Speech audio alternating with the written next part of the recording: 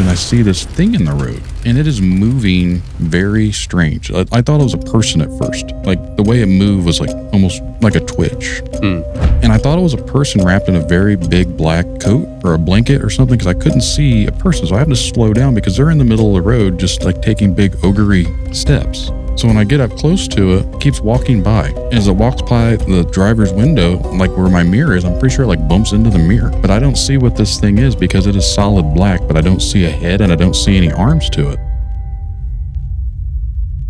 This episode is brought to you by merkmerch.com. Get yourself fitted up with Merkel Media apparel at merkmerch.com. Also, check out merkelfilms.com. All the documentaries we've ever come out with are right there for on-demand streaming at merkelfilms.com. Now, today we have Brandon coming on the show, and he is the host of Tinfoil Tales. He came down to the studio to share his Dogman encounter from Peru, Indiana. And we also talk about winged humanoids that are popping up in his area. This is a fantastic conversation. I know you're going to like it, so let's get to it right now.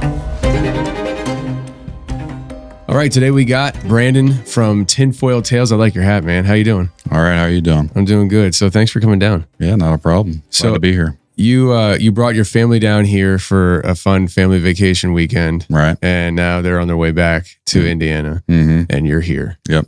Well, I appreciate you being here. I was telling you earlier, I was at a conference this past week, BlurryCon in Nashville, and it was 2 days, and I was standing in the lobby running a booth. Well, Jack was pretty much running the booth. I was just talking, and you don't realize how much like your voice takes a beating when you talk that much. I mean, it was probably like 8 hours each day. And then when the room is loud, you get louder so that they can hear you. I destroyed my voice, and so like the last couple of days, I've been trying to rest it, and it still sounds a little rough. So. I feel self-conscious about it, so I had to get it out in the open to everybody. I'm not sick. I just or tired. I am tired, but my voice is pretty shot right now, so it just sounds messed up. But Brandon, you wrote a book. Can you tell people about the book and the title of where they can get it? It's called Shadows of Cedarville, and it's available on Amazon. It's basically a fictionalized story that I kind of wrote between what influenced me to write it was like the experience that I had. And I'll be 100% honest, the reason I wrote is because someone on Reddit kind of made me mad. Oh, really? I wrote down what happened to me, and someone started critiquing my experience and said I should have said this, I should have said that. I was like, this is what happened. They're like, this isn't a creepypasta enough. Right. We need to make it more creepy. Right. I was like, it's not like a book. And someone's like, well, maybe you should write a book. I was like, okay. So I kind of took like 4 days to write it. My wife says I'm a hyperfixator. I start something, I don't stop until I'm done. Wow. So I started it on like a Friday morning, and then I finished it that Monday night. Now, I don't even like talking about the book anymore, honestly, because I used these like Grammarly and Word, and then I ran it through like one of those, I think it was the Google Gemini or whatever they have to format it, because I don't know anything about formatting a book. So after I got it printed and it came back, they changed how things were written. Really? Yeah, it formatted it by adding some words. It says like certain words like 40 times. I was like, I didn't use that. Like trepidation. I was like, I didn't even know what that word meant. I don't even know what that means. So I don't even talk about the book anymore, because now it's like, it's wrote by like, it changed about 5% of what the book was. That's so it's a like bummer. 95% is what I wrote. And then when I started reading, I was like, I didn't use that word. Yeah. So live and learn, I guess. Yeah, definitely. So, I mean, you can always rewrite it, or, you know, I'm sure you have the original manuscript. So, yeah. But yeah, that's a learning experience for sure. Right. But you had sent me the book, and we get different mail and stuff, and we bring it here, and I think it was in like an envelope, and I think it was sitting around for a while, and I was finally going through all my mail, and I pull out the book. And, you know, it's Cedarville, right? That's what you called the town? Right. Yeah. And I see that, and I'm thinking, oh, okay. And I wasn't sure if it was fictionalized or what. And then I saw your address, the return address, which was Peru, Indiana. Right. And I was like, huh, what are the odds? You know? And because I'm looking at this book, and I'm like, is this a true story? And is Cedarville somewhere around Indiana or what? Like, I was trying to figure this out. And I text you, and I asked you about the book, and you told me it was fictionalized and all that. And I asked you, I think I said, I asked you if you were from Peru, Indiana, and you said, yeah. And I asked you if the Dogman encounter happened in Peru, Indiana, and you said, yeah. And I was like, oh, shoot. And so like anybody listening right now that isn't up to speed, in Peru, Indiana has been a place of focus on the show a few times. Indiana has. And Peru, Indiana, we had basically there's been 2 episodes focused on Peru, Indiana. And one of them was released in the beginning of October. And it's just a wild story, but it's a small portion of Peru, Indiana, where I was told by an individual that there was there was issues happening in Peru in the supernatural realm. And if I remember correctly, it had to do with like werewolves spilling over into the public. Like the things that were going on in the shadows were now coming into the public light, and it had to get dealt with. And then there was another guy. I had heard that story that I just talked to you about years ago. Right. And that episode just dropped though. And then this other guy who I was up in Indiana, in southern Indiana, hanging out with JR from episode 309. He was the 1% biker guy. And him and I were at his house. His wife was there, and he called his one coworker, or his former coworker. And this guy comes up to this house in his like mechanic's uniform, like just like a greasy mechanic, you know. Right. And I don't mean that derogatory. It's just I've worked in car garages. I know how it is. Like your clothes just get full of grease and filth. But he gets out of his truck, and JR is like, "Hey man, you need to tell him about what you experienced growing up in high school." And this guy like just looked at JR and looked at me. He's like, "All right." And we stood outside JR's house for like 2 hours. And this guy tells me this experience that he had where he in high school, he dated a girl that was a werewolf, and was crazy about the whole thing. There's a lot of crazy things about this story. I forget when it aired. It aired a while ago, maybe like last year in August, maybe. But I called it Devin and the Teenage Werewolf, and I got so much heat for that episode. People were saying he's lying, and I'm not familiar with Twilight, but they were saying that he basically took the story of Twilight and replaced vampires with werewolves. And so like I've never read the books, I never saw them. I think they're movies, right, or a TV show or something. And so I when that happened, what was crazy was when I sat down with him to talk to, or not sat down with him, when I met him the first time up in Indiana, he told me this story that I had him come down to the studio to share with everybody, but he told it very differently. In Indiana, it was just like dudes outside talking, Right. And there was something about coming into this studio in this environment that like he told the story in a different tone. It was almost like he was reliving the experience through the eyes of a 16-year-old and telling it as if he was 16.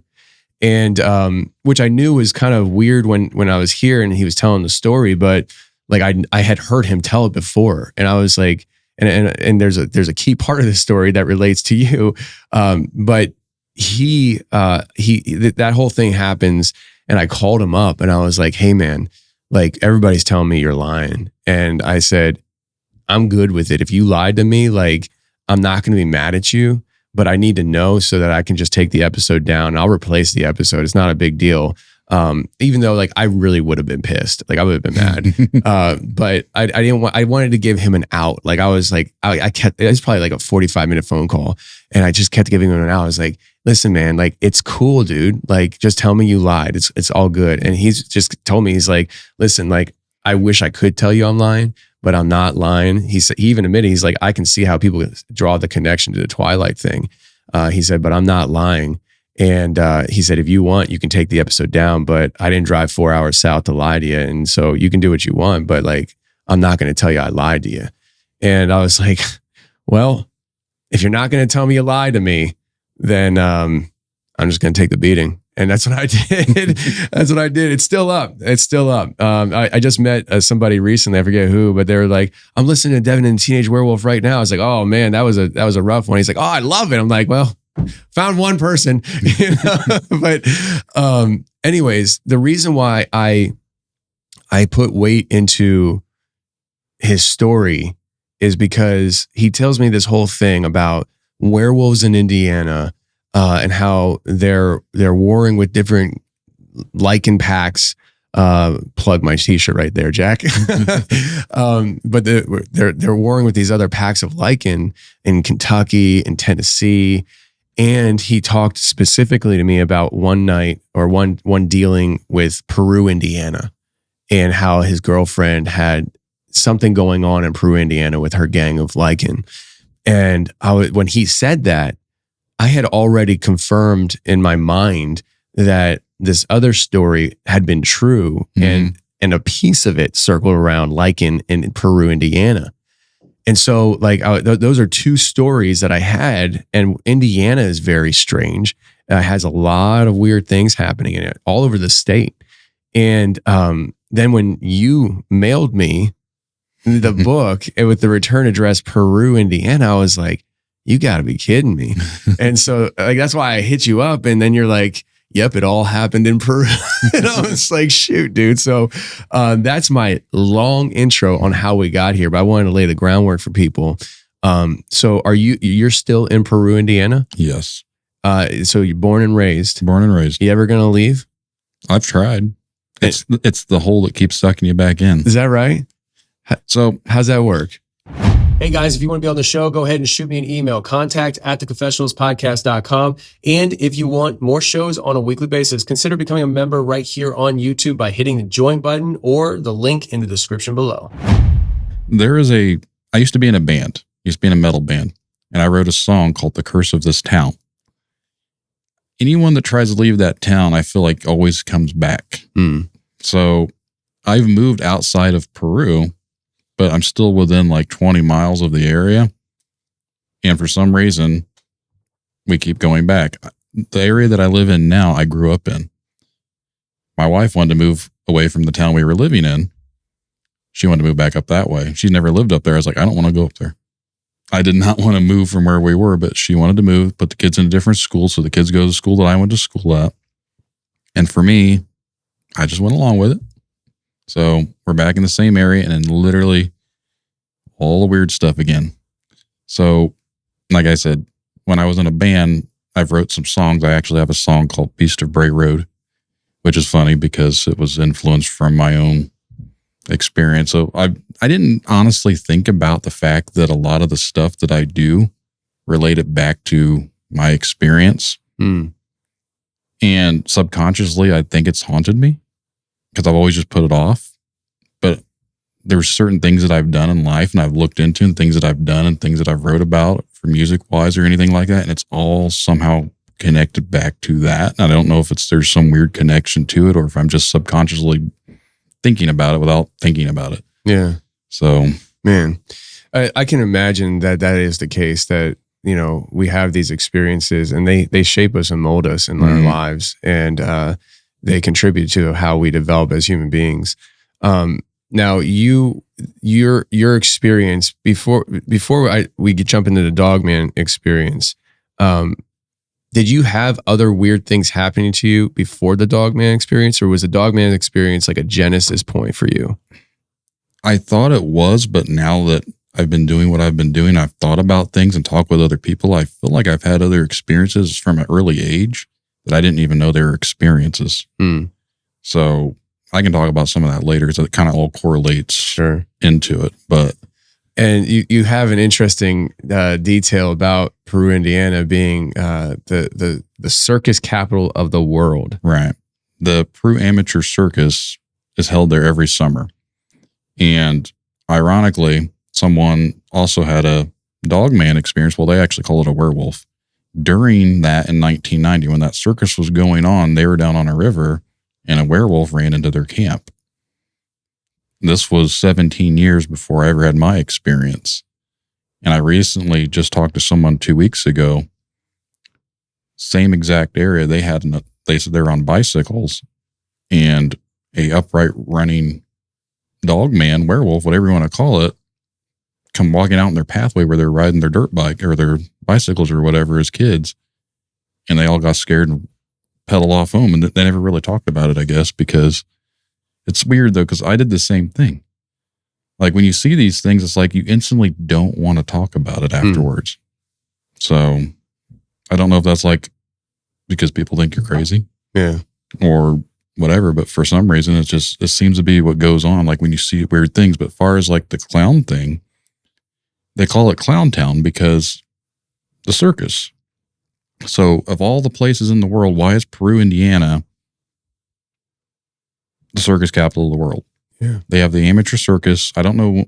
I haven't done a whole lot of research into when it started, but they have the Circus Hall of Fame out there too.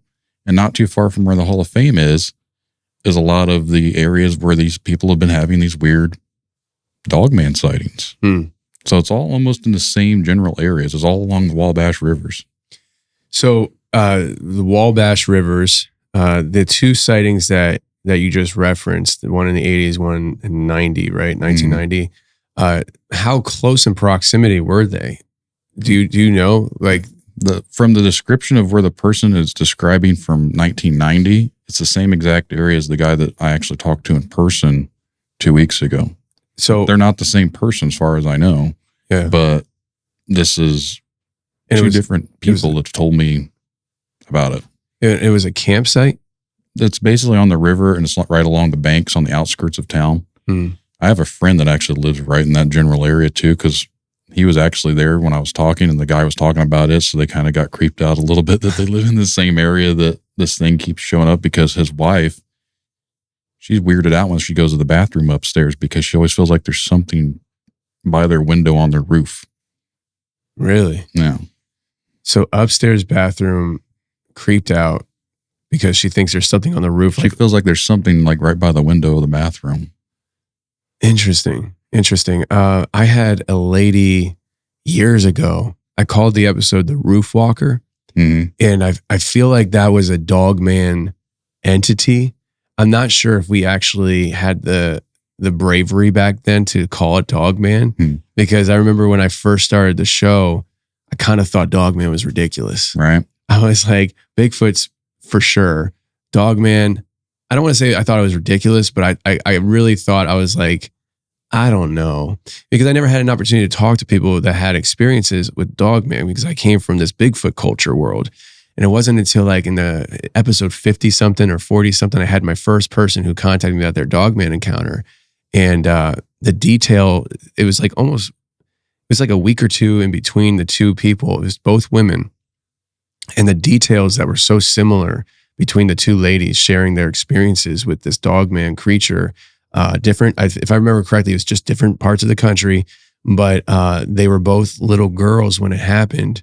And the characteristics and the interaction was so similar that I started thinking, this is interesting. You know, maybe the whole idea of werewolves isn't so much just Hollywood, but comes from some kind of reality. I didn't really have a scope or parameters to put it in. But I remember that's when I had my first opportunity to talk to somebody that had that, and like wanted to like give detail, you know, like this wasn't like, oh, I think I saw a canine face in the bushes. It could have been a dog, but I'm not sure. You know, it was like, this was very intimate interactions. And so it's just, this topic can be hard to swallow at times, because like people I think have a framework when it comes to Bigfoot, where if you're a naturalist, you can say, you know, we have gorillas. And if you're hunting a Bigfoot, it's probably some kind of primate that we just haven't been able to find. And one of the things that was thrown around years ago, I don't know if it is now, but it was just like the silverback gorilla was only discovered 100 years ago. How is that possible? You know? Right. And so it's like that idea that it's like you're trying to put this this logical scientific argument behind it, but there's no foundation for something like that when it comes to Dogman. It's just like, it's supernatural, Right. you know? And so the guy, it was two men that had the experience, two different ones? Yeah, they're two different men. Okay. So the first one, I'm from 1990. I haven't spoken to that guy directly. So I heard it from someone else because this guy went on someone else's show and they're like, you need to listen to this guy's episode. So I went listen to it because they're like, it's in our town. So I don't know who that guy was. But when I did I spoke at is actually on the same road where I had my encounter. It's at the 4-H fairgrounds. I spoke out there for a Para Unity event about 2 weeks ago. And that's where I was asking anyone if you've had any experiences come up. And I had multiple people come up talk about stuff. Now, not all of them were in Peru. One was on the outskirts of town. But I've had like 4 or 5 different people talk to me about weird upright walking canines from the 80s and 90s. And recently I had one from, I think they said it was the same year as either 2006 or 2007. But this was more towards about 30 miles away. But one ran across the road and jumped over a guardrail. So. Yeah, I mean, I think that obviously I don't think that Peru, Indiana is the only place that these things exist, right? But I mean, we know about Michigan, and we know about Tennessee and Kentucky. Obviously, Kentucky. I mean, we had a very famous episode, Dog versus Dogman, episode 335 took place in the Daniel Boone National Forest. So they're all over the place. But I find it interesting that the Peru connection. You mentioned, I don't remember if it was in the 80s or the 90 experience, but the descriptor was werewolf, right? Yeah. But do you have any idea as to why they call it the werewolf? I mean, like, I don't think Dogman was even a phrase. No. So it's probably just the descriptor that they were most familiar with, right? That is the first thing I thought of too when I saw mine, because I didn't know what a Dogman was. So the first thing I thought was werewolf, because what else? Hollywood has made it werewolves to be what you see. Right. So that's the first thing I thought of was werewolf. Well, first thing I thought of was, what is that? But like, when your mind rationalizes, like, that's the only thing you could think of would be like a werewolf, because I didn't know what a Dogman was. Yeah. And the average person in 1990, there was no internet at the time for them to look things up. So they're just going to hear about werewolves. Yeah. I don't. When I think about the idea of somebody calling something a werewolf, my default image in my mind is a dog man wearing like torn pants. Right. That's what I think. So, but there was no details as to like something wearing clothing or anything like that. No. Okay. So, now in this area, you had an experience not far from there, right? No, it's just a couple miles. And it was the fairgrounds area? Yeah. Okay. So what happened to you? I used to work at a warehouse on third shift, and I was their box truck driver. And we got off work a little bit earlier. Our boss said if we get everything done, she will let us leave early as our Friday. So she said she'd write on our time cards that we worked the full shift, but she basically just wanted to leave. Yeah. So they were going to pay us for whatever. So we did everything we could, got everything done, got it unloaded. I drove the truck, I think, that night. Unloaded the truck. We clocked out. Now it's February 9th, 2007. Why I remember that date, again, I don't know if it's because it's just burned in my brain, but like, that's just, I remember the date. And it's cold out, letting the vehicle warm up. I worked with a couple different guys. One of them had went straight and the other one apparently turned, and I'm following him down the road. I don't recall if I knew it was him or what, because he's about 1,000 feet in front of me. I feel like I knew it was my coworker, but not 100% certain. And as we're driving, I see his lights go off to the edge of the road, and he swerves back on the road. And I'm like, what is this idiot doing? Back then we didn't have cell phones. So you weren't like staring at that. Like, there was phones, but not like what we have today. Yeah. And as he's driving, I'm getting closer to where he swerved, and I see this thing in the road, and it is moving very strange. I thought it was a person at first because it's moving, but it looks very glitchy. Like the way it moved was like almost like a twitch. Very, like it took a step, kind of like a twitch looking. And I thought it was a person wrapped in a very big black, like, coat or a blanket or something, because I couldn't see a person. So I had to slow down because they're in the middle of the road, just like taking big ogre-y steps, but their body's like flailing. So it doesn't make any sort of sense. So I'm thinking, like, was this a drunk person, like, stumbling down the road? So when I get up close to it, I have to swerve over a little bit too. And it keeps walking by. As it walks by the driver's window, like where my mirror is, I'm pretty sure it like bumps into the mirror. But I don't see what this thing is because it is solid black, but I don't see a head and I don't see any arms to it. It's just like almost like a walking torso looking thing. Like I could see the really big, thick legs, but I couldn't see like clothing. I couldn't see fur. I couldn't see any like details to it. So then when it gets behind the vehicle, I have my brakes on, so I'm stopped. I can see where the red is like. You stopped? I stopped because it wouldn't get out of the way. Wow. So it walks past me. And you know how like your brakes will illuminate because you have it pressed down so it makes it a little bit brighter. I can see where it takes a step. And I see where it take another step where I could see where the ground is between like its legs. And at this point, I was like, this thing's big because I'm trying to look at it. And I can't see the top of it. Because I'm looking out my window and I don't see a vehicle like that, what is that, 5.5 feet roughly? I was driving like a Ford Explorer. So the way it was walking, the way it was leaning, it had to have been standing straight up at least 6.5, 7 feet tall.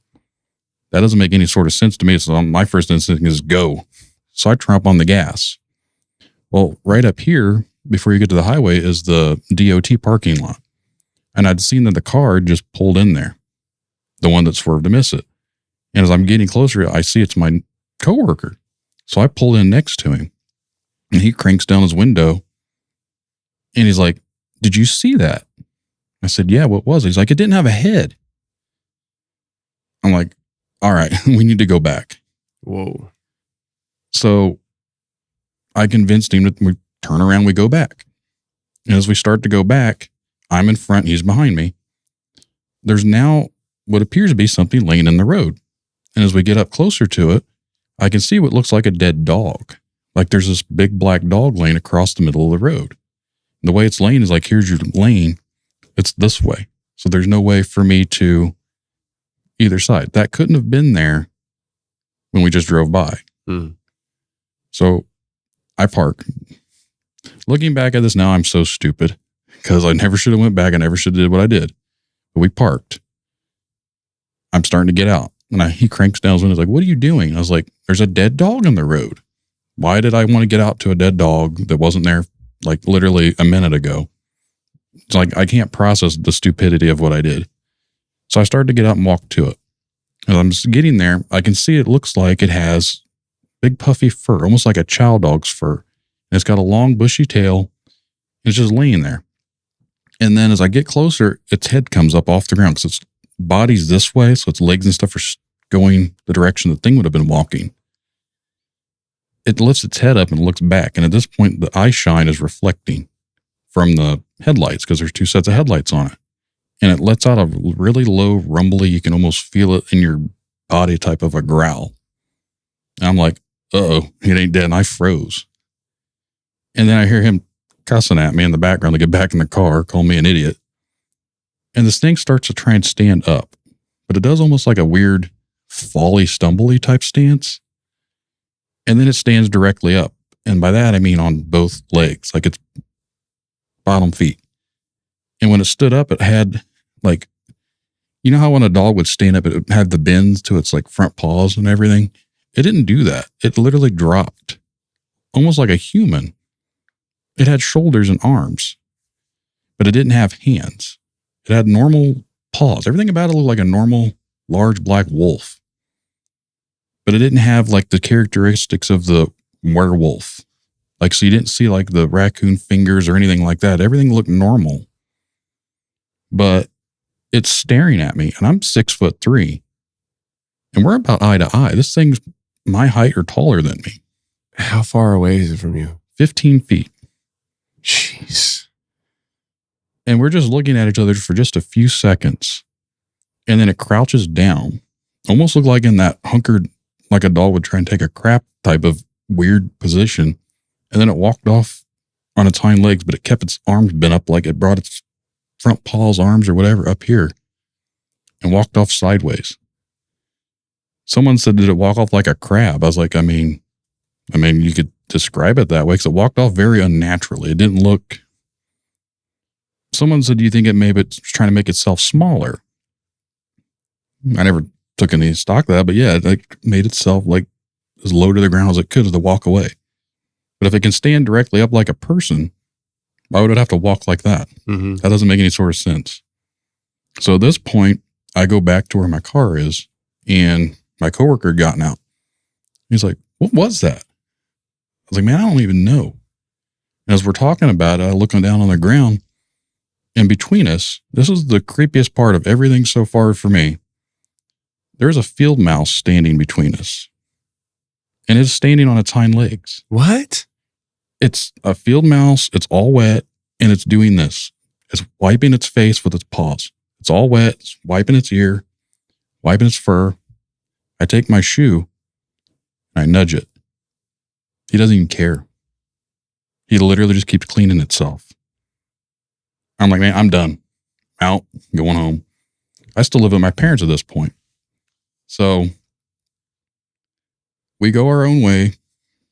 He takes the highway. He goes home. I go across the highway. I turn and go to my parents' house. Now, where this happens at is between the Wabash River and the Eel River. The Eel River is just a mile to the north, and the Wabash is maybe 2 to the south. So it's in between these two rivers. But I go home, and I sketched out this picture of the werewolf, because that's what I was thinking, because for anyone listening, I am a skeptic. So yeah, we forgot to mention that. Like, you don't even believe yourself. No, like for my own encounter, I've tried to write it off for so many years because these things aren't real. There's no scientific possibility that something like this can exist. So it was just a normal dog. I don't know how to explain it other than it was just a normal dog. But I go home, I drew this werewolf, I get online, and I go to one of these websites and I like scan the photo, because back in the days you had to have a scanner. Scanned it, put it online, and someone commented on this like forum that I was on, like, oh, it's a Michigan Dogman. I'm like, what is a Michigan Dogman? So I started to look up Michigan Dogman stuff, and a lot of the photos were very reminiscent, except for the fact that this thing had a tail and it had normal paws and everything else about it. Most of the stuff that I saw for Dogman, they didn't have tails, which is weird. Yeah. And they had like humanoid features. Like a lot of them didn't even have fur, which I think is where the werewolf thing comes from. This thing had full on puffy fur. Like dog hair. Right. And someone said I saw a black bear. We don't have black bear, to my knowledge, really, in Indiana. We also don't have upright walking canines in Indiana, supposedly, either. But I know the difference between a bear and a dog. At 15 feet away. Right. With 2 sets of headlights shining on it. Yeah. And bears don't have big bushy tails. Like they may have a little nub, but it's not like this is a big old fluffy. I have a German Shepherd at home. Like very reminiscent to her is this thing, except it was solid black. They asked me what color the eyes are. I was like, I didn't see color. I just seen reflecting yellow because of the headlights. So I don't know. But I found all this information out about dogmen. I went back to work a couple nights later, and I tried to talk to the coworker that's seen it with me. Well, one of the other guys working there starts laughing. He's like, oh, did you run over a werewolf?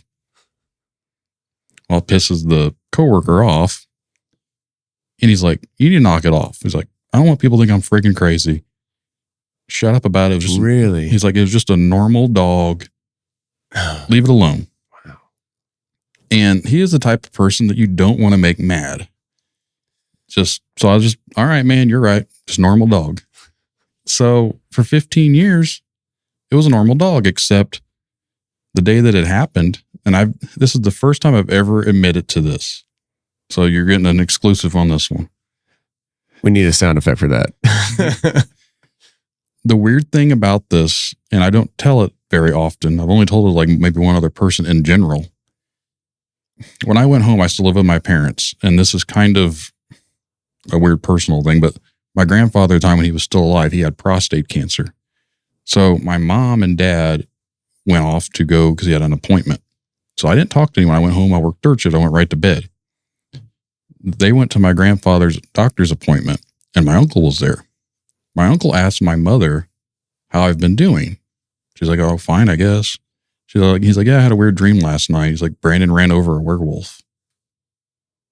I've asked my uncle about that a couple of years ago. He doesn't remember saying that. My mom told me that. She doesn't remember telling me that now either. So I don't bring it up very often because the people that said it don't remember, because it was no big deal with them. Yeah. But it stuck with me. Well, yeah, I can imagine why. Well, like, I hadn't talked to them. So she come home and said that to me.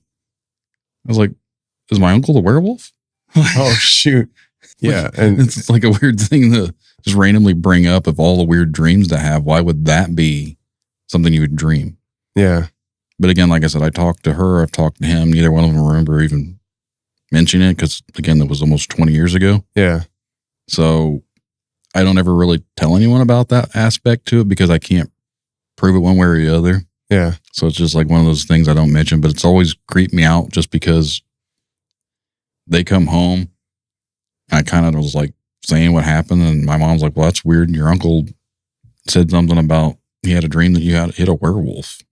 But they all laughed about it. Everyone's always laughed at me over this because that's ridiculous. So there's a background that I didn't mention. I come from a very Christian-y family, like they're Pentecostal. This stuff is not real. There is no such thing as ghosts. There is no such thing as Bigfoot. There is no such thing as this stuff. Like, this is all my upbringing is. All of this stuff is not real. So that's why I've always been skeptical, because that is just how I've always been raised, that all this type of stuff isn't real. So for me, it's like, okay, it's not real, but what did I see? Yeah. Like, okay, I saw a normal dog that literally stood up my height. Yeah. So that's wild. I mean, I was raised in Pentecostal, and I go to a Pentecostal church now, and my pastor has no problem with this. one of the pastors we had said dinosaurs weren't real. They said that those are all forms of the devil. All the bones and everything are fake because those things never existed. I think he was more in the creationist side of stuff, but it doesn't negate what people are experiencing.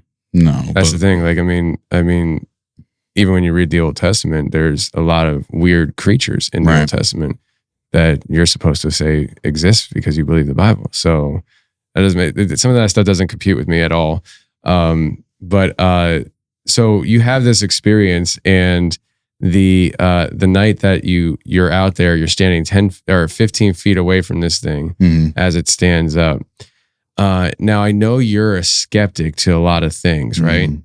What's your hindsight perspective of this whole situation as a skeptic? Are you still having a hard time framing it, or are you willing to admit that you had this experience? I had the experience, but it's hard to admit that it was anything other than a normal animal, because you have to get into the weirdness of the supernatural type aspect to it. Because what was the first thing in the road? That was a lot bigger than what the dog was, and it didn't have a head, and it didn't have arms, and it didn't have any definitive features. And then you come back, and now we look at the dog thing. Well, a dog shouldn't stand up like that. And why did it walk off in a weird, crouchy position? And then this random mouse. So as the skeptic, I say it was a normal dog that was trying to eat the mouse. The mouse is traumatized. That's why he was all wet. So that's why he didn't care that I touched him. And someone hit the dog with a car or something, and it broke its front leg. So now he mysteriously learned how to walk on its hind legs. And the reason he walked off all goofy looking is because he doesn't know how to walk on his hind legs. You really believe that? No. But that is what I tell myself, because that is the only way that it makes logical sense. That doesn't make logical sense. None of that makes logical sense. If this is a big dog like that size, why is it even like going after a field mouse? Right. And why did the field mouse even survive if it was wet enough to be wiping off its slobber, but it didn't get eaten? Right. And it's laying on the ground. Like, I'm sorry, I'm not trying to tear you apart, but I think it's I think your description, or you're trying to rationalize this, is, I think it's It's more unbelievable. Yeah. Yeah. Especially since you had this experience with a coworker. Right. Who, it's a shame that he said that to you and that he took that position. It doesn't surprise me, but it's a shame, because it's a rare situation that, two people could have an experience together like that and walk away and tell the tale together. Yeah. And unfortunately that's not a situation here. And I'm assuming you don't even talk to the guy anymore. I've actually tried to find him recently. Yeah. And I've been debating on trying to reach out to him. So I looked on Facebook and he's got like 12 different profiles. So I don't he's one of those. Yeah. he's always in and out of trouble. Gotcha. Yeah, I know. So like even his opinion is not going to be very credible just because of the type of person that he's been. I gotcha. So for me, it's like, I don't know what to do. Yeah. No, I have, there's one other guy in mind right now that I know has so many Facebook profiles and he fits that bill too. Like the last time I talked to him, he's like, hey, I'm sorry, I've been MIA. I was in federal prison. And I'm just like, okay, dude, I get it. But so you have this experience and it has different stages to it, which is interesting as well. In the first stage, you're coming up on it. He swerves around it. You swerve, or you actually stop. And so you passed it, right? And then stopped because your brake lights were on it? I stopped directly when it was right beside me. So I'm trying to driver's side. Yeah, I'm trying to go around it, but I'm trying not to drive off the edge of the road. And I basically stopped. So I'm trying to see, what is this? Because for me, I thought it was a person. But when it got right up on my window and I'm looking at it, because I'm going to like yell at this person, it's not a person. Like no one would be that big unless they're like 7 foot tall. But even then, I didn't see a head or anything. So did at any point during this evening of this interaction, was there like striking fear into you? Because I mean, you got out of your freaking car later to look. That's what I've always thought was strange about it, because never once was I afraid. I was confused. Like even when the thing stood up at me and growled, maybe I was afraid because I stopped. But it wasn't like run away afraid. It was like, oh crap, this thing's not dead. And I'm just watching it. I'm hearing him yell at me to run back to the vehicle. And I can't move in the sense that I'm like, what is this doing? Like it's trying to stand up. I'm still thinking it's a hurt dog. Like a very big dog. Like I said, looking at it now, almost 20 years later, I'm an idiot.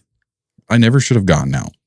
But I didn't know anything about stuff like this, just normal animal to me. Yeah. I wasn't thinking it was like anything like that. So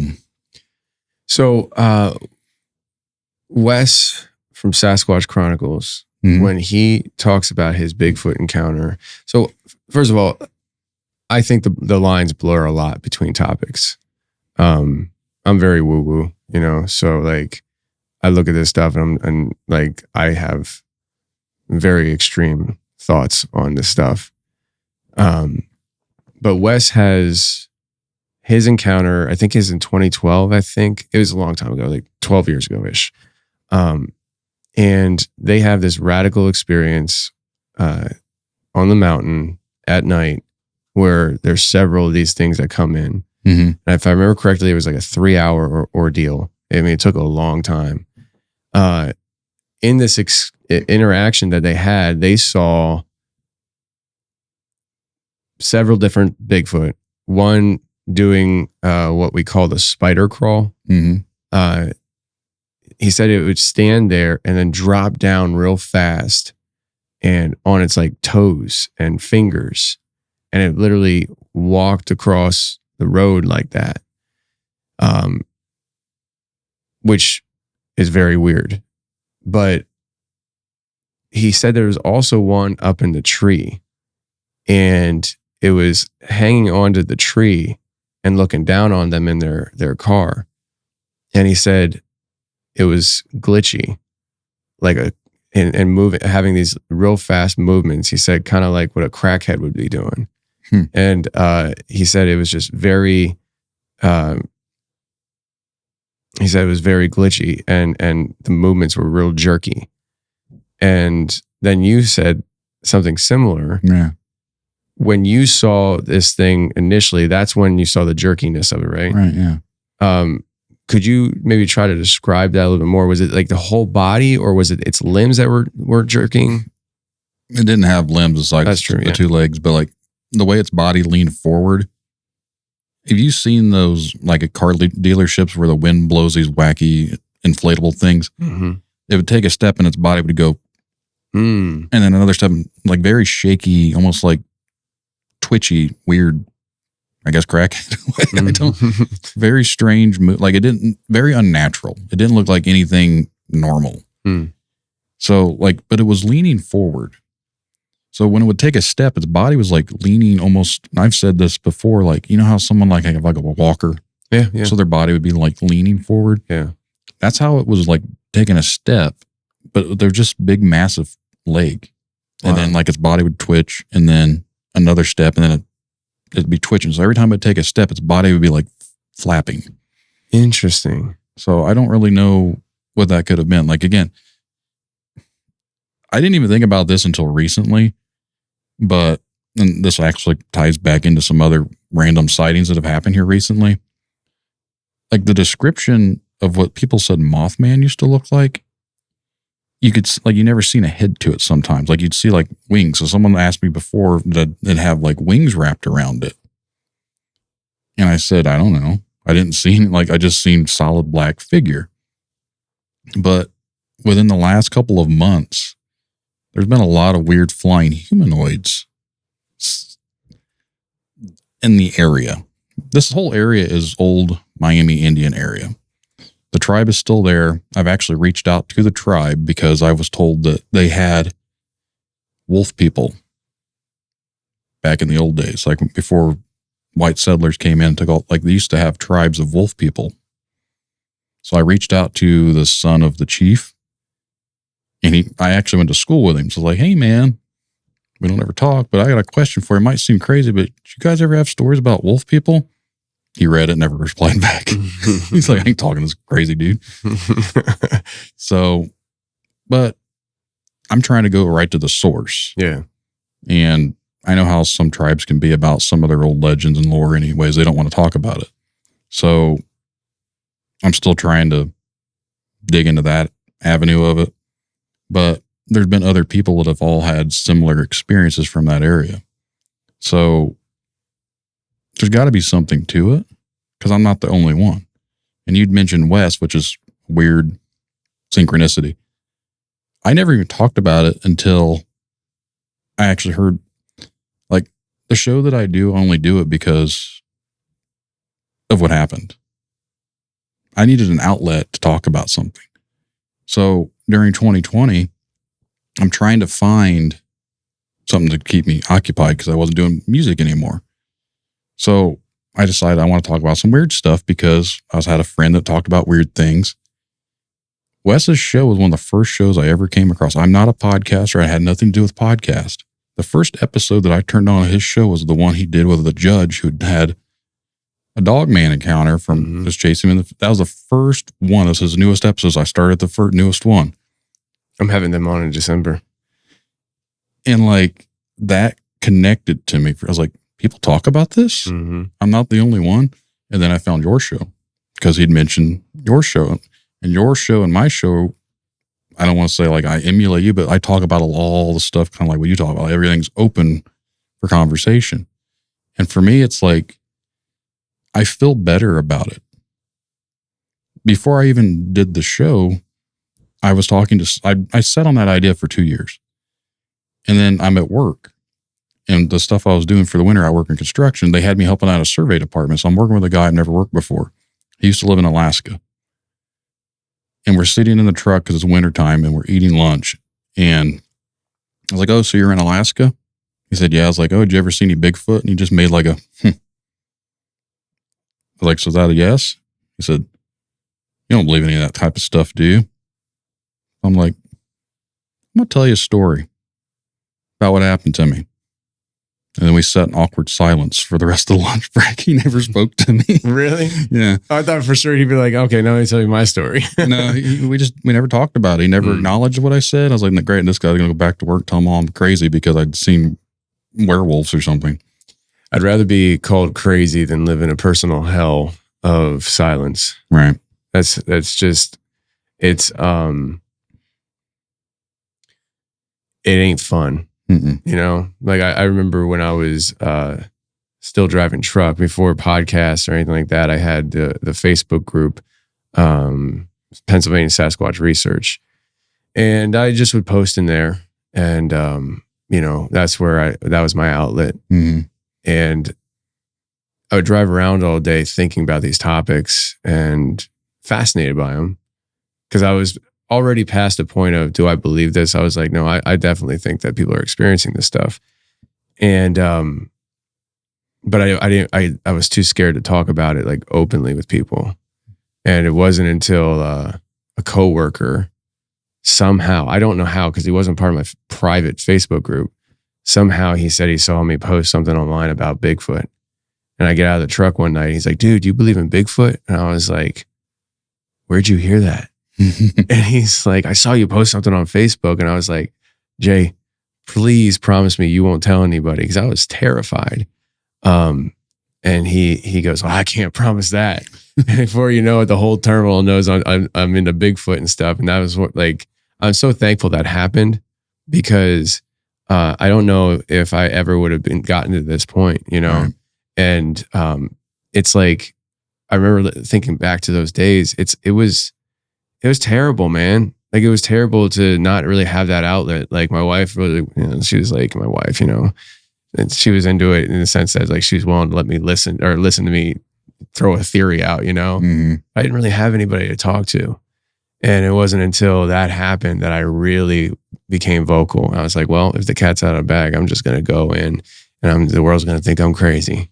And the more I found out, I was like, I'd rather them think I'm crazy than be quiet anymore about this, you know? And so your coworker quieting you down in that moment, it was like, that was an attempt to lock you up, man. And you didn't stay silent, which is good. It's really good. Your experience and how you describe it with the glitchy stuff, have you thought about more of a woo angle to this? I'll put on my tinfoil hat now. Let's go. Okay. You got your hat already on. Yeah, well, it's not lined with tinfoil yet. I just got them last week, so I haven't done the modifications. The new additions haven't come in yet? Yeah. So I think what happened, the first thing, I think everything was the same thing. And this sounds out there. I agree with you already. The first thing came into our reality. It's glitching in there. It's trying to take shape. The first thing it takes shape of is the wolf. And I wasn't afraid of it. So it tried to make itself smaller. And then it turned itself into this weird standing wet mouse, who I also touched and wasn't afraid. It sounds ridiculous, but so does my explanation of rationalizing it. Sounds ridiculous.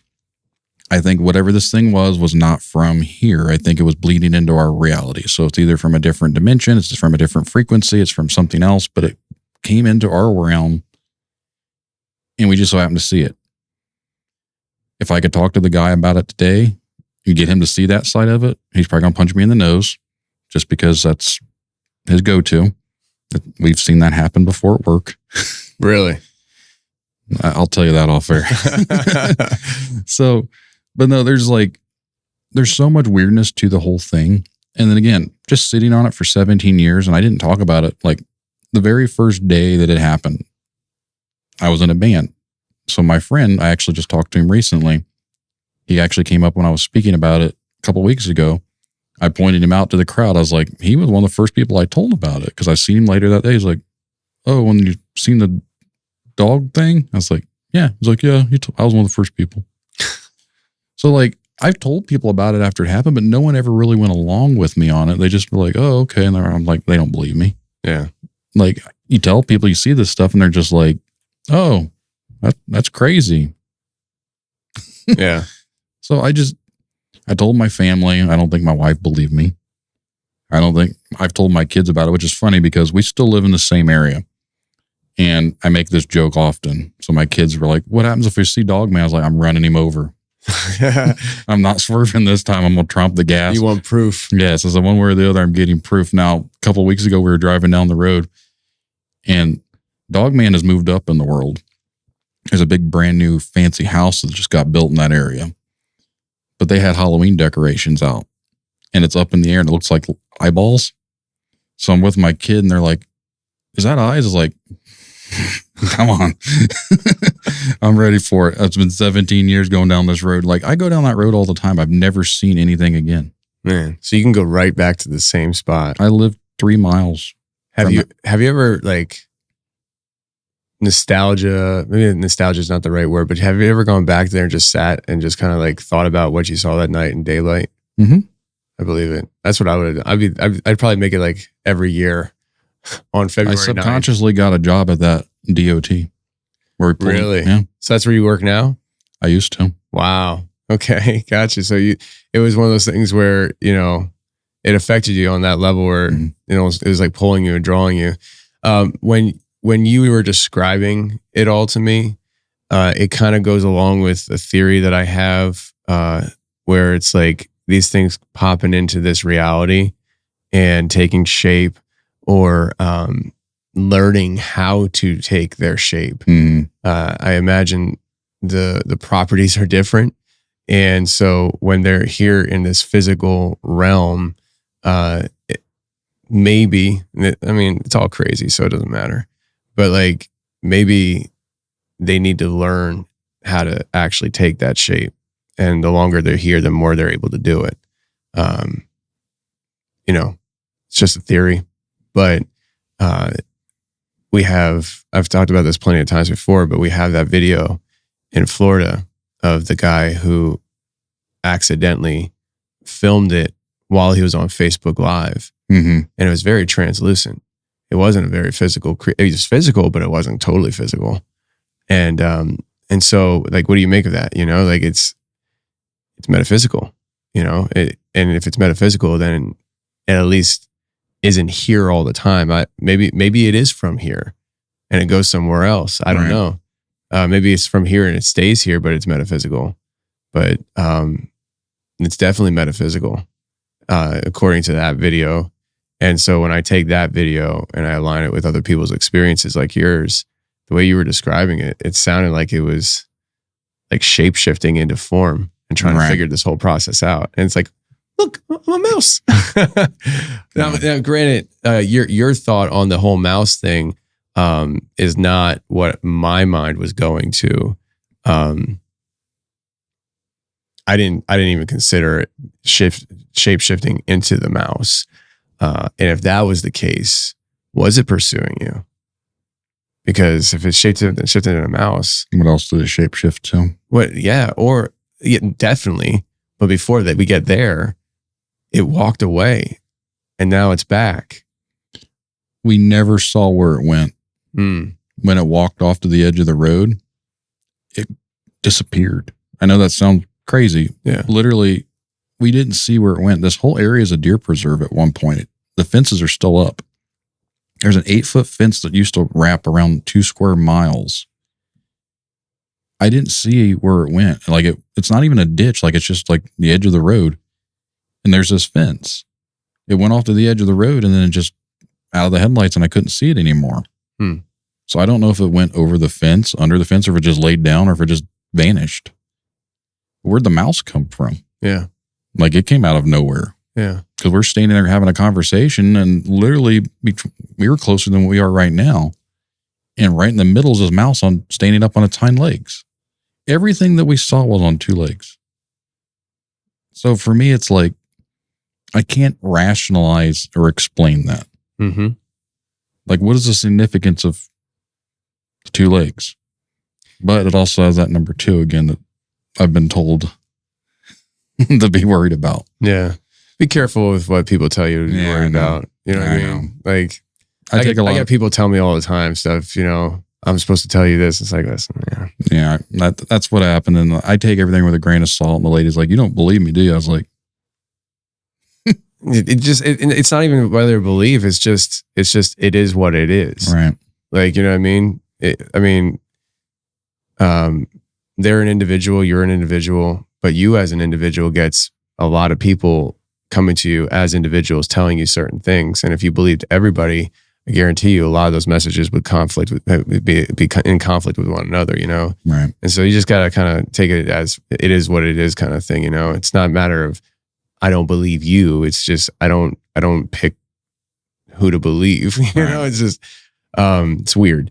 But have you ever thought about the idea that maybe it was you that changed more than anything? That you and him experienced some kind of shifting of paradigm or realm shifting in that moment? People talk about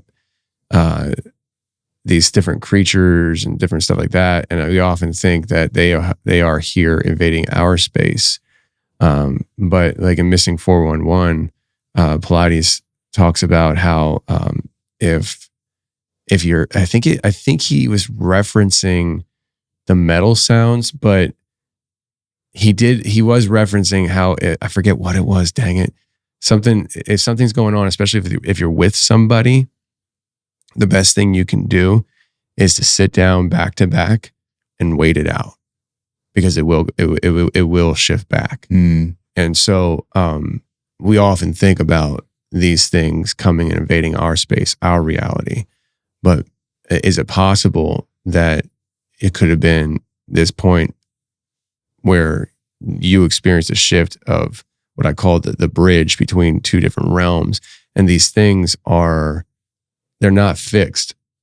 I wish they were fixed. It'd be a lot easier. But I think that these soft spots in our reality they move. Mm-hmm. They're not consistently one spot. I mean, I'm sure some are, but that's the way that's how my brain rationalizes to explain how it happens, and then it doesn't happen for other people. But we had that one episode where I think it was episode 512, Desert Portal Death Cult, and this guy James went through a very traumatic experience where it's like he went through this shift. And when I released that episode, I had a guy on, or I didn't have the guy on. I wish I had him on. He emailed me, and he emailed me links to like news broadcasts talking about him as a missing man. From what I remember correctly, his mom had passed, I think, and he went go hiking in Joshua Tree, and he disappeared. And I think it was like for 4 days they were out looking for him, and they searched everywhere. They couldn't find him. And then he reappeared right where they already searched. And they asked him, they said, where were you? And he's like, I was here, but it wasn't totally here. And while he was in this other place that was here, but not here, there was people or entities in black cloaks coming up and talking to him and speaking in language he didn't quite understand. And so like, I say that because that's a case where there was at least news coverage that this guy was missing, and his explanation and story of what happened to him was an accidental shift where he recognized where he was, but there were things off about it. Like, I don't know, entities in black cloaks talking to him in a language he doesn't understand. Like, and he was there for 4 days, or maybe at least for our 4 days. I don't know what the time was there. Right. But it's just like, I take all these different stories and these things that I hear, and, you know, I kind of, it's like one of those things where you have the blueprints and it's the layers. And so you pull a layer back and you see different details. Right. And so with your story and stuff, it's a long way to get back to just, have you ever considered that? Like, have you ever considered that maybe you and him were the ones that kind of went through some kind of weird shift that night, and it wasn't as much as this thing invading our space? I've thought of the idea because something felt weird about it. Obviously the whole thing's weird, but like just the area itself, I don't remember. We're right by the major highway, just not even a half mile down the road. I don't remember seeing or hearing vehicles. We didn't encounter anyone else on the road, which again, it's 4:30 in the morning, but it is February, but the air felt weird. You could feel your breath. I don't know how to describe it. Like if you ever ate a mint, it's so cold, like, and you just like, yeah. That's what it felt like when I was outside the vehicle. Like, and there's a very weird, calm, eerie silence. I remember that specifically because I thought that the very day it was happening, like when I got out of the car and I was talking with him before I even noticed the mouse, the air itself was just very crisp. I don't know how other way to describe it. Like, I just felt like it just didn't feel normal because I just was out and getting in the vehicle, and the air in that little area felt a little different. So is that possible? Maybe. I've also been told that we were abducted by aliens. And that was the memories that were planted in my brain. I was like, well, why would they give me something that bizarre? Why wouldn't I just kept driving home? Yeah. So I don't. Well, I don't want to say that's not possible, but you have two people who were intimately interacting with each other during this experience together. And you guys were in your cars traveling back and forth with this. You both experienced it, seeing it. One didn't want to talk about, obviously, but when it comes to screen memories, from what I understand and what I've heard, and I'm not an expert in any of this, I'm just a guy that talks to people, but a lot of times I've heard people talk about when they go through an experience with another person, they see different things. I think it was, I'm drawing a blank on his name now, the owl guy. I had an episode with him, Michael, I can't remember. But Cleland. Yeah, Cleland. Yeah, Mike Cleland. And he talked about that, like how, people have experiences and one will see a gray alien standing there and the other person's like, no, it was a 5-foot owl, and they see different things. It's unfortunate you could never really compare notes with him a whole lot because of how he reacted. But it's definitely, I wouldn't say an impossibility. But yeah, man, like you're saying the environment seemed to be a little different though. Like the air was crispy, and the no traffic. I mean, I've heard that too before as well with this kind of stuff. In fact, I just did an episode. I just looked it up. It was episode 695. It was with the members. His name was Wes, and I know the title was kind of like ridiculous in the sense that I called it Kangaroo Dogman and the Realm Shifts, but it wasn't a kangaroo dogman. It was just the way he described his dogman experience. He said it had kangaroo-like features. He wasn't saying it was a kangaroo dogman. That was me poorly titling an episode that I can't take back now. Anyways, this all kind of kicks off for him because he was driving one night and he noticed like this light around his vehicle, and it was like almost like the light was following him. And one thing he noticed is that where he was driving, there was tons of traffic normally. Like it's a heavily populated area. There wasn't a car in sight. There was not one car in sight. And then something radically happened to him in the car. And then as he got through that experience driving to, I believe, his mom's house, he had more experiences with like these lights and the direction of these lights. I forget how it all played out. That's why I'm being vague. I'm not trying to make people buy the member episode. I don't remember the exact details. But I remember theorizing with him and thinking out loud about the idea that could this be, was that him exiting this bridge? And so like this experience happened on a bridge for him. But one of the details that he offered up as a very weird thing was there was no traffic. And so what you're saying is where you were at, normally you would hear the traffic heavily. Yeah, you can see it. It's, for anyone familiar with the area, it's US 31, which is a straight shot from Indianapolis all the way up. It goes all the way down. So that's the main north and south road, unless you're on like 65, but that's directly in the center of the state. So it goes from Indianapolis all the way to South Bend and then goes all the way up through Michigan. So that is the main northern center road that everyone would go down, highway. And there's, again, I still live a couple miles from that road. You can hear it from my house because I live actually by US 24 and US 31, which is the big intersection where there's a big truck stop. So you can hear all the traffic. And I don't remember hearing any of that because the DOT parking lot is right at the edge of the highway. Even at nighttime, you still see a random vehicle on the highway. And I don't remember that. Like, again, I wasn't even really thinking about it, but I just don't recall hearing anything. Yeah.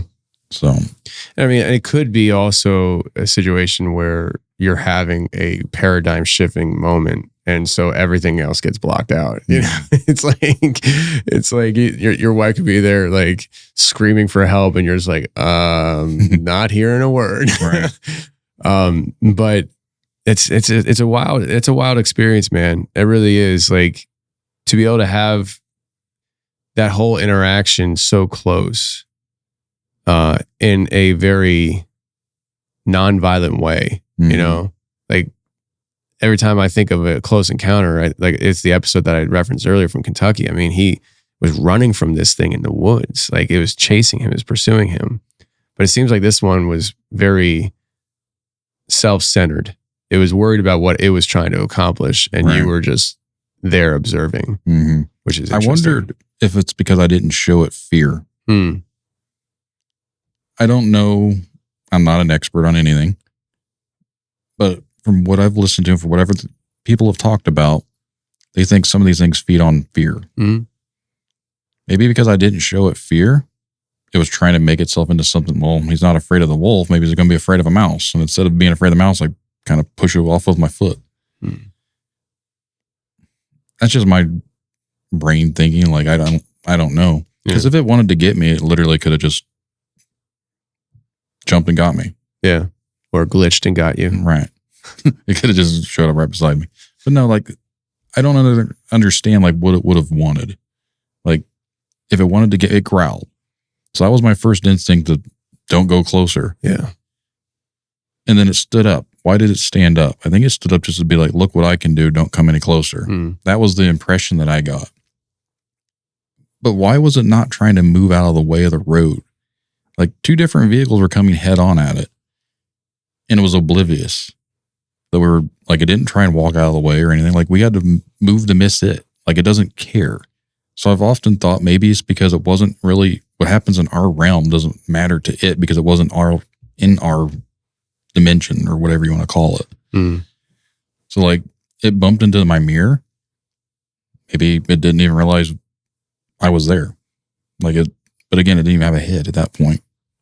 So that's so weird. That's so weird. Wow. Yeah, when it stood up though, could you hear anything like cracking or popping? Not that I remember. Everything was just dead quiet except for my coworker screaming at me to get back in the vehicle and call me an effing idiot. You're lucky he didn't feed you the Dogman right there. Right. All right. Well, that's your experience. There was the 80s one, the one that happened in 90. Have you uncovered any other stories? I have. What are they? A lady had told me that, and I don't remember, this was just a couple weeks ago. They were driving down 31, which is the road I was just talking about. And they were outside of Kokomo, which is a town about 20 miles south. And this was, I think she said it would have been in the 80s. And I don't remember if it was her boyfriend or who it was, but it was a guy driving. And I think his father was with him. And they saw a white wolf on two legs running along the edge of the road. And then it darted across the road on its hind legs. I specifically remember the white because that kind of stands out. And someone else had told me that back in the 1980s, they were walking through the Mississinawa Reservoir. This is the area just outside of Peru where a lot of the Miami Indians reservations and stuff were, like their lands or whatever. They turned it into a state park. And they built this dam. And there was an old town of Somerset that used to be there, and they had to relocate the town of Somerset. But the old town's underwater. Well, this whole area used to be where the supposed wolf people lived. At least that's what the legends were from the supposed legends. I haven't been able to confirm that. But it was all in the sacred area. And I was told that supposedly where they put the dam, there was also some natural, like, energy springs or something that they built the dam on. Again, I can't confirm any of this stuff. It's just stuff that people tell me.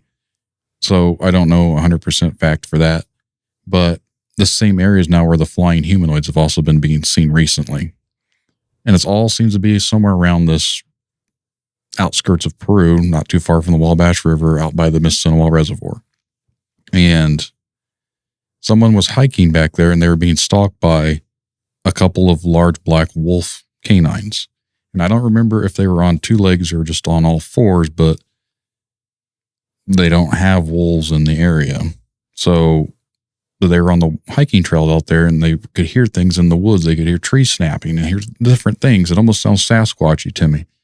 But they saw it. They said they were black silhouettes that looked like werewolves. So they got afraid and they went back to their vehicles.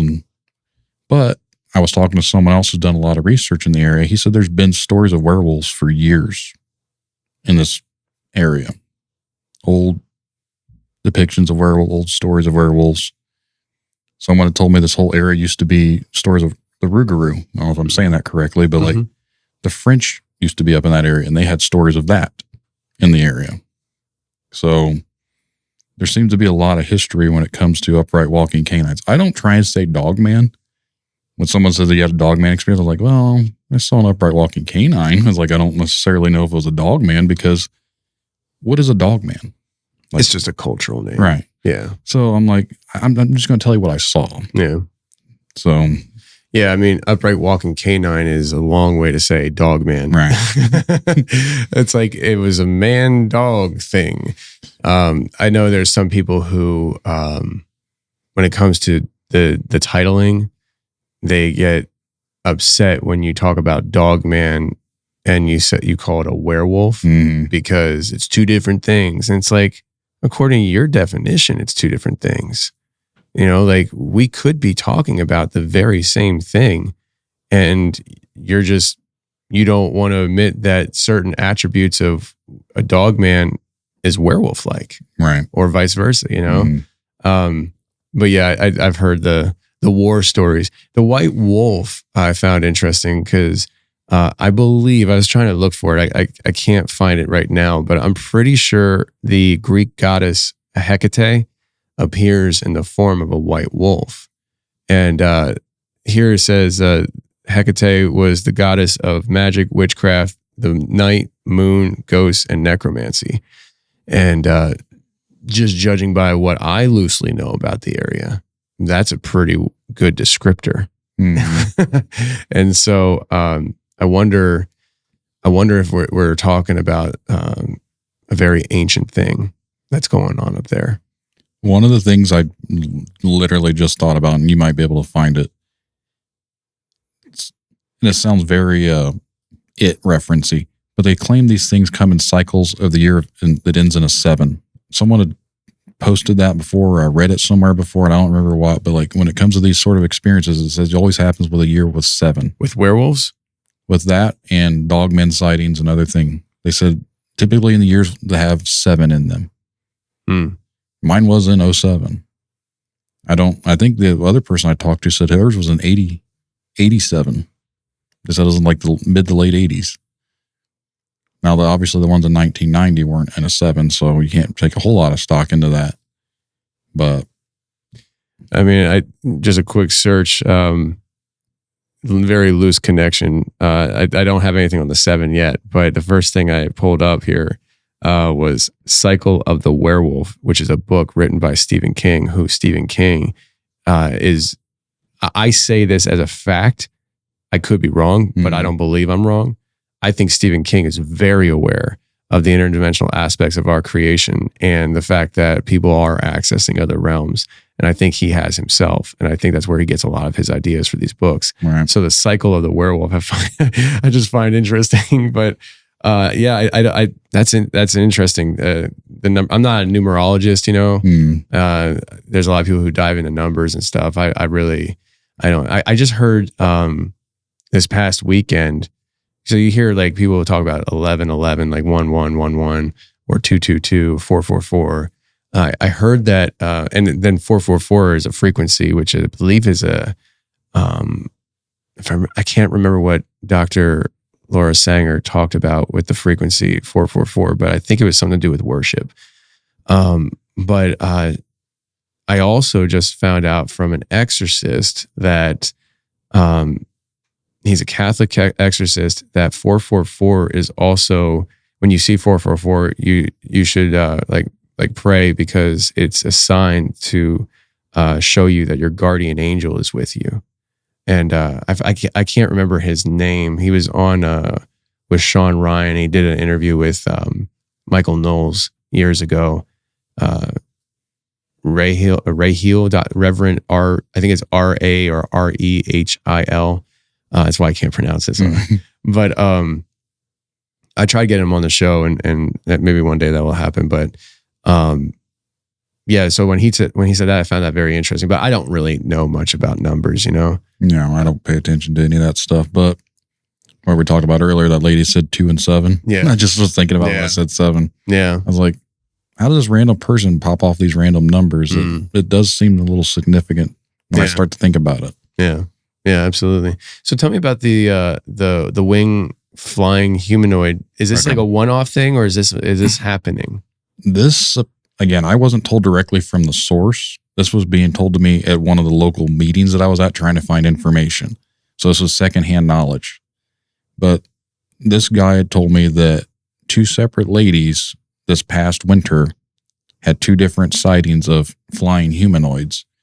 And to me, it sounds very Mothman-ish, because the first lady said there was this thing walking in the road. It looked like a person in a large coat. Well, that starts registering with me because, like, well, that's what I thought was in the road. She said it was moving very weird. And then when they got closer, it opened up its coat, and it was wings. And it shot straight up in the air and went right over their vehicle. But it wasn't flapping its wings. It like went just up and then going. Now, another lady said that she saw one on the edge of the road along some trees. And when they got close with the headlights to it, it just started going straight up, like it was levitating up over the trees and then took off. It was levitating up as in the wings were out and levitating up, or the wings were in? They didn't specify. They just said it started going straight up in the air and then went off. But both of them they just went straight in the air, like straight up levitated, opened its wings and just went up in the air. I think that's what some of the people to describe Mothman stuff as too. Like you never seen it using its wings. It would always just kind of go up. It's interesting because I never considered Mothman a whole lot to begin with about anything.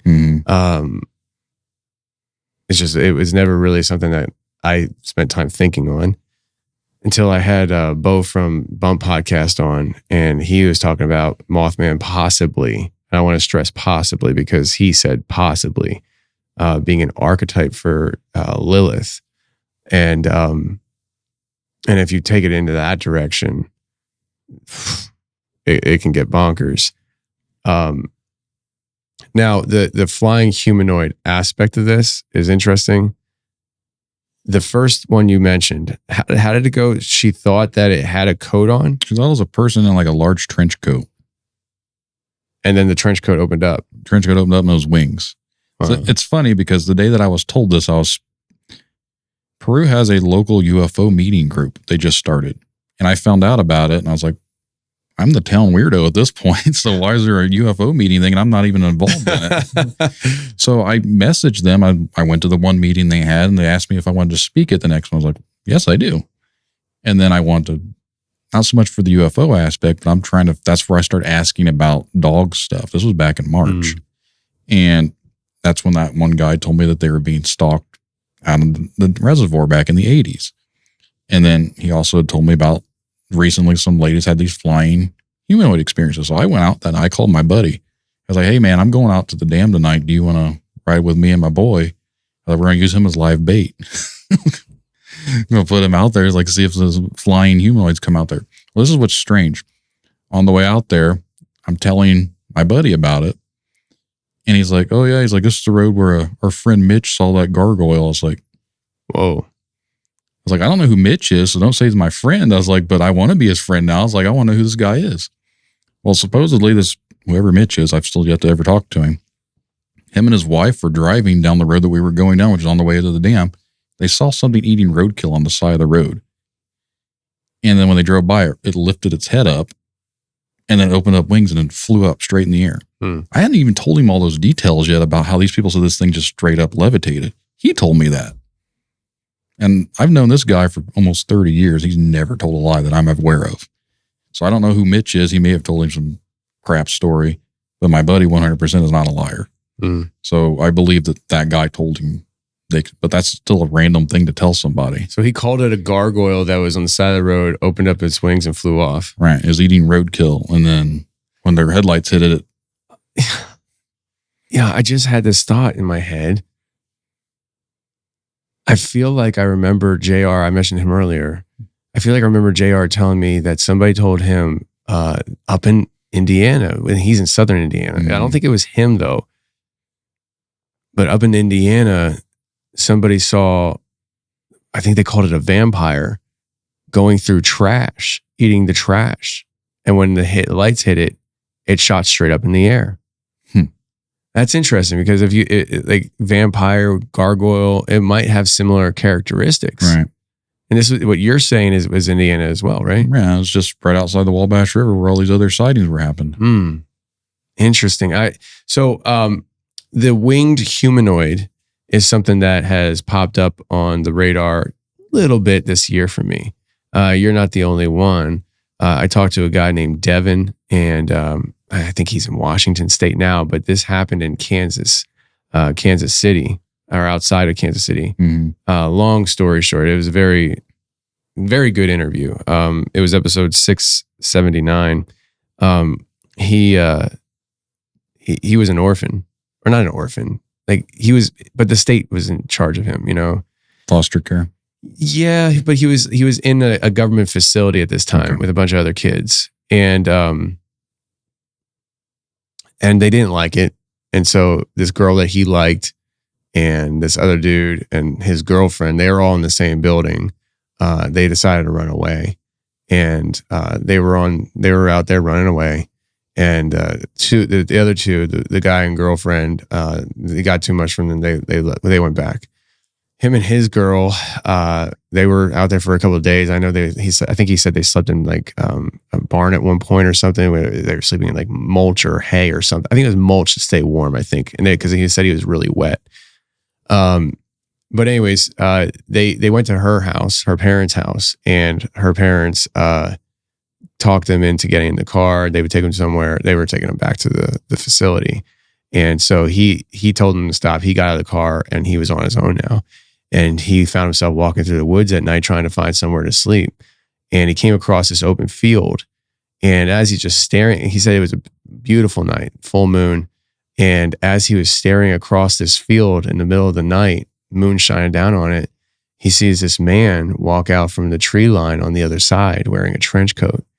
And he thought it was one of the workers because he wasn't too far away from where he was supposed to be. He thought it was one of the workers that came looking for him and found him. So he ducked down. And this man is standing there kind of scanning and looking around. And if I remember correctly, he said the man kind of squatted down and these wings popped out.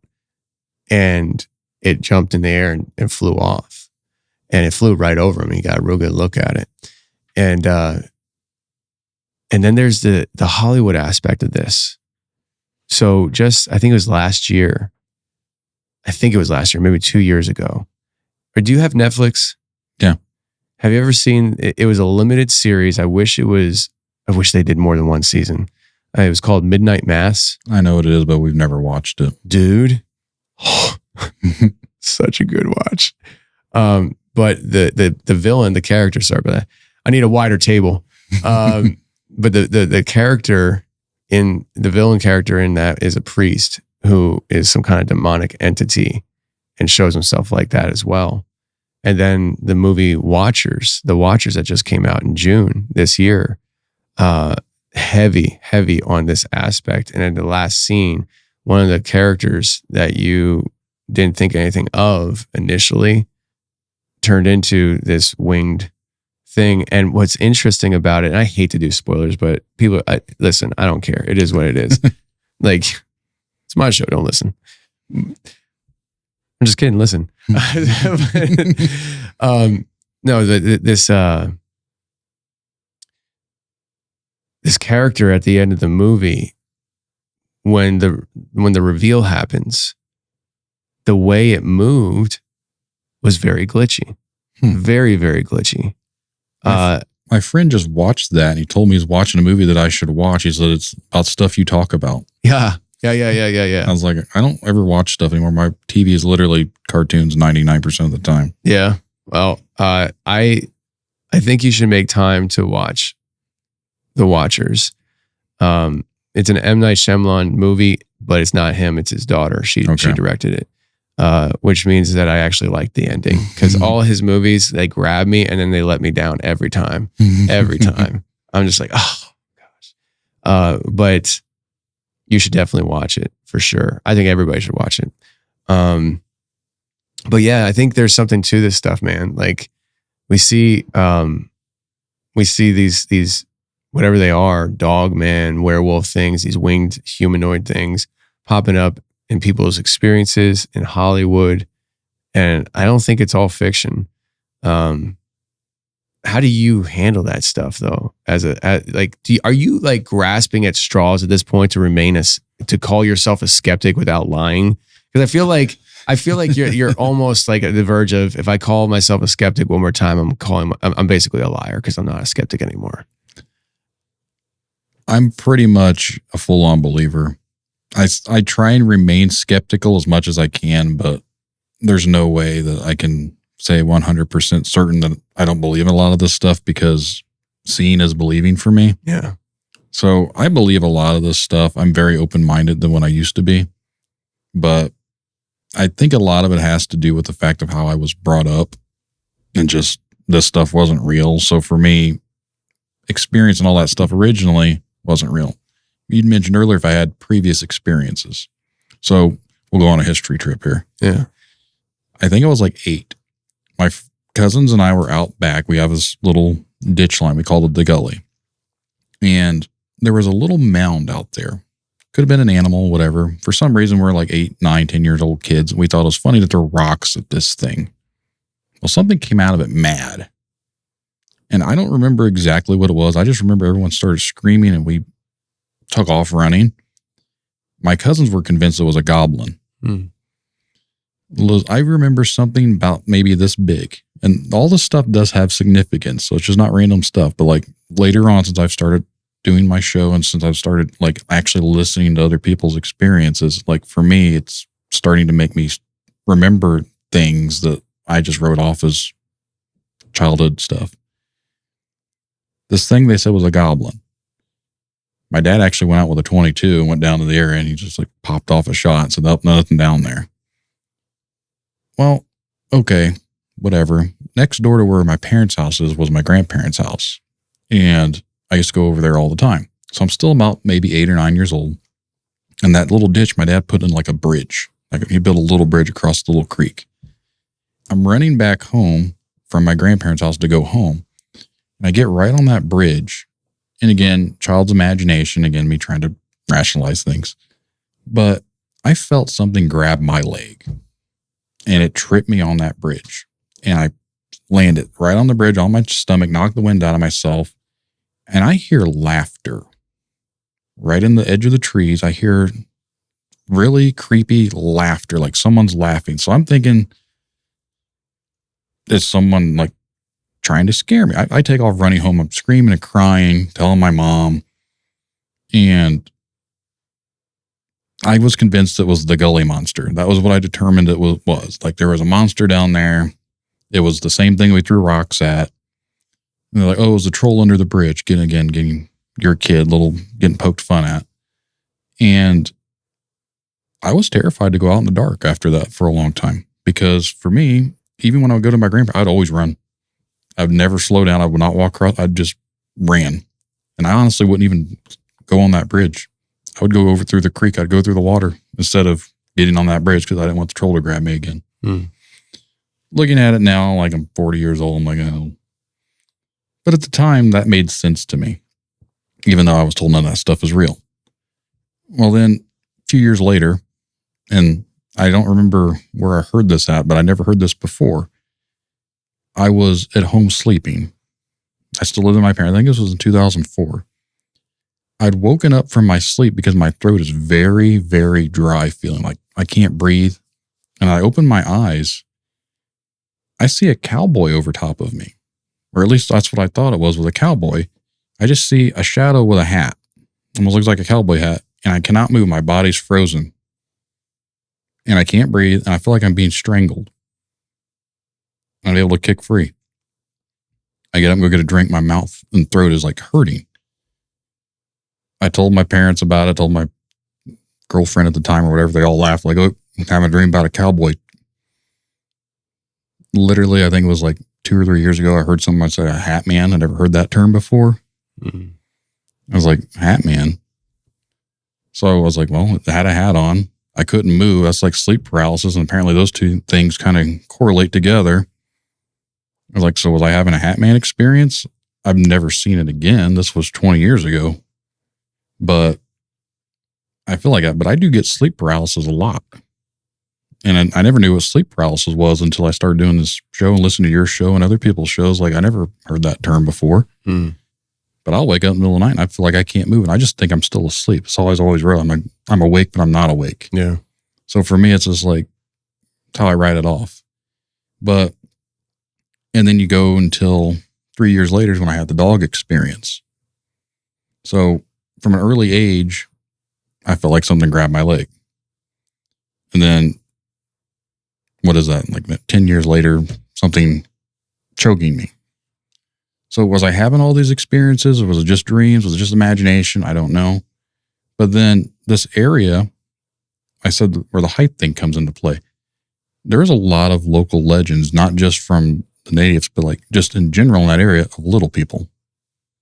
And some call them puckwudgies. Fae folk too. There's a lot of story about fairy stuff. So this whole area has all these old lores around there. I've seen stuff in the house that can also be traced back to fae stuff. There's a lot of weird stuff that goes on there. I'm not a firm believer in that, but at the same time, I'm more open to it at this point because a lot of the things that other people have talked about are things that we've experienced. So is this whole general area not just like like werewolf, dogman related? Is there a whole lot more weird stuff in this general area? That's where I'm starting to get to, is because there's so many different experiences. Peru is a small town. It's less than 10,000 people. Why is it clown town? Why is it the circus capital of the world? Why, of all places in America or the whole world, this little podunk town, the place that they want to have all this stuff at? It's very strange to me. I don't know why the amateur circus is there. They do it every year. The kids my daughter actually might want to join it. So it's just weird to me though that I think there's actually a store called Clowntown Cycle or something like, or it used to be like they did motorcycles. So Clowntown is not the only time it's been referred to. Like other people call it Clowntown. And you mentioned Stephen King, Shape of the Clown. Yeah. What sort of significance are these clowns? You interviewed someone a while back Stobbs about clowns. Yep. I never took a lot of stock into it until recently, since I started digging more into the local lore of this town. Mm-hmm. And there's just a lot of weird stuff about Peru. Yeah. Yeah. It's funny you say that because I literally pulled up his book, The Nephilim Looked Like Clowns. Paul Stobbs, we interviewed him, I don't know, a few months back. Right. And I'm going to have him back on. We were supposed to already do it, but I had to cancel, so we'll get it scheduled again. But it's an interesting spin onto the whole area if you want to go that direction. You know, this idea that it's the circus capital of the world. What are circuses known for? Clowns. What does Paul talk about? How the depiction of clowns are what Nephilim looked like, because the Nephilim looked like clowns. Could there be a connector? Could there be a nefarious connector? I don't know. But could Peru and the surrounding area be a hub for this kind of stuff? Right. Oh my gosh. There's... You go back to the it thing with the clowns. The circus amateur, it's all children. They don't have adults. Like once they get to a certain age, they don't let them be in the circus anymore. Like some of the clowns are older, but all the amateur circus stuff is kids. It's like, well, what did it feed on in his story? the fear of children. What does some of these things supposedly feed on? Fear of children. When you brought up the Stephen King thing, I've literally kind of wondered that myself. Like, where is this guy getting all this information at? Because a lot of it, he's been writing since this early 70s. Yeah. A lot of this stuff, you can correlate it with things today. So, but no, the whole clown aspect and the circus aspect, my daughter wants to join. So now I'm kind of like, do I let her? No, we don't want Dogman or winged humanoids flying around the house. No, they might already be. Yeah, maybe. Brandon, man, this is good, man. I appreciate you coming down and hanging out with me and sharing this stuff. I know you got to drive to Indiana, and your wife probably has 2-3 hours on you now. A couple hours on you. Yeah, but I appreciate you sharing for sure. Tell people where they can find your podcast. If you are interested in my podcast, it's called Tinfoil Tales.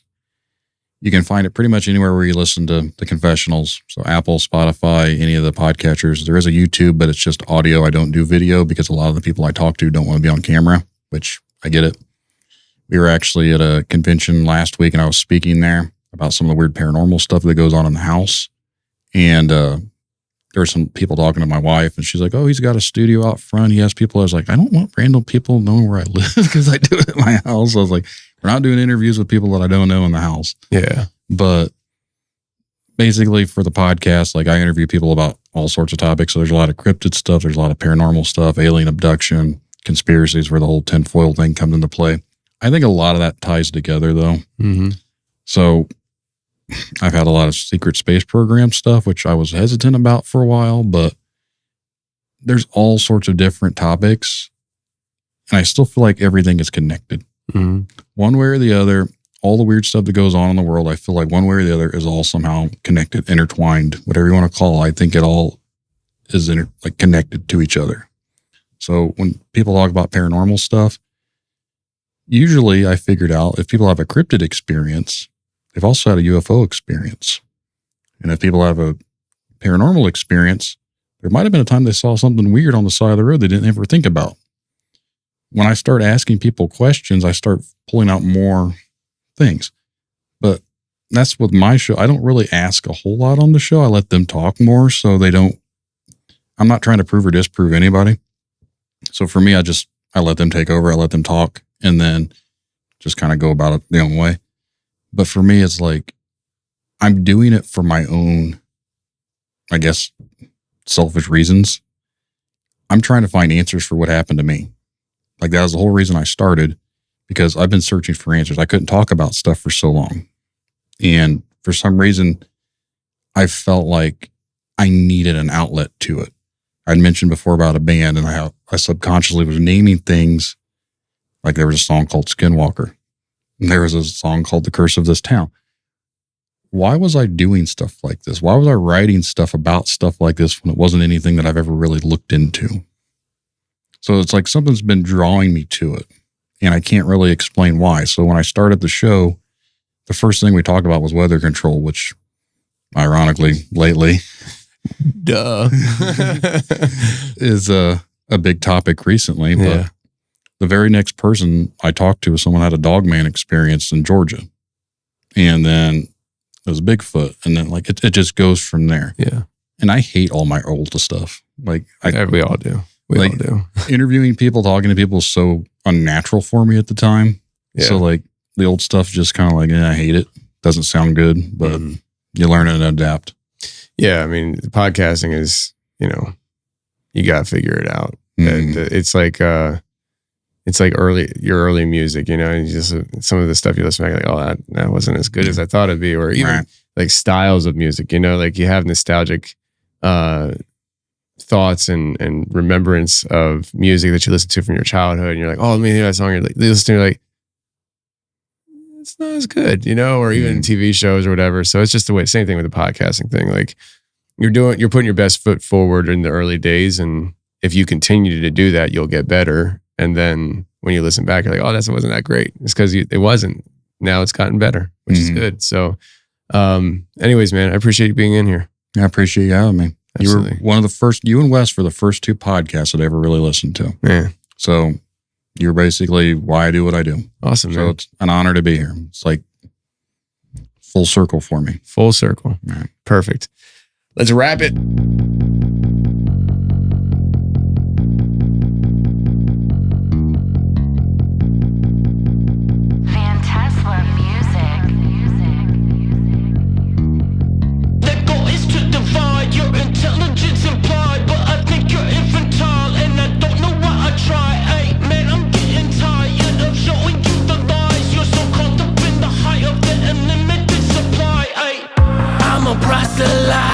From where I was, darkness hides everything I love.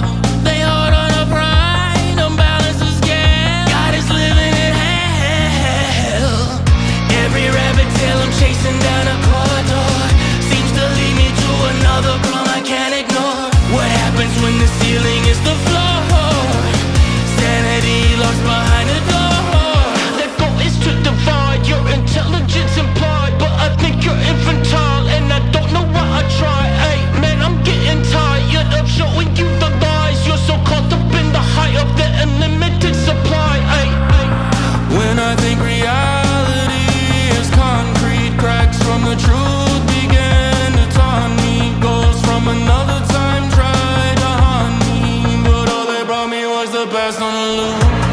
When I think reality is concrete, cracks from the truth begin to taunt me. Ghosts from another time tried to haunt me, but all they brought me was the past on a loop. What's behind the curtain? I don't know.